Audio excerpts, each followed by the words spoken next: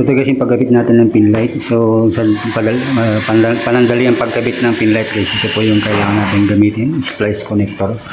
Hindi na natin kailangan mag-splice o kaya kailangan pa natin ng electrical tape. So ito na lang po ang gagamitin natin guys. Kasi ito guys, plug and play. Pag kailangan natin palitan itong ating pin light, ayan, clip lang siya guys. Ayan, i-press nyo lang. Ayan, papasok na siya. Ayan, kahit mahila yan guys. Ito, ayan, press nyo lang siya. Ayan guys, press nyo lang siya. So, madali lang siya ikabit. Ayan.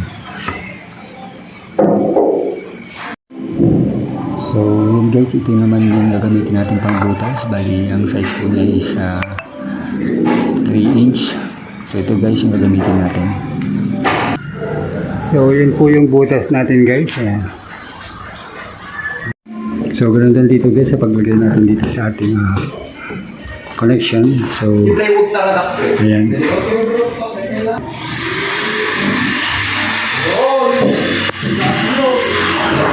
So, ito guys, ayan.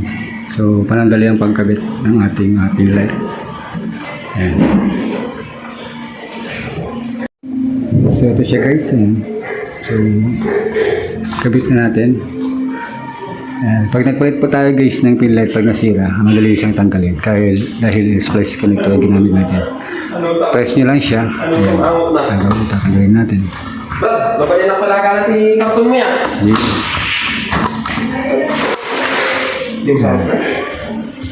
Pag pinalitan nyo ito guys, ayan, press nyo lang. Ayan. Ayan. So may iwan yung splice connector natin. Ito lang yung matatanggal. So hindi na natin kailangan po ng mag-splicing at kailangan pa natin ng electrical tape. So ito guys, pag nabalik natin, press mo lang siya. Ayan. Ayan, pasok na. Ayan. So ito po ang gamit ng ating splice connector.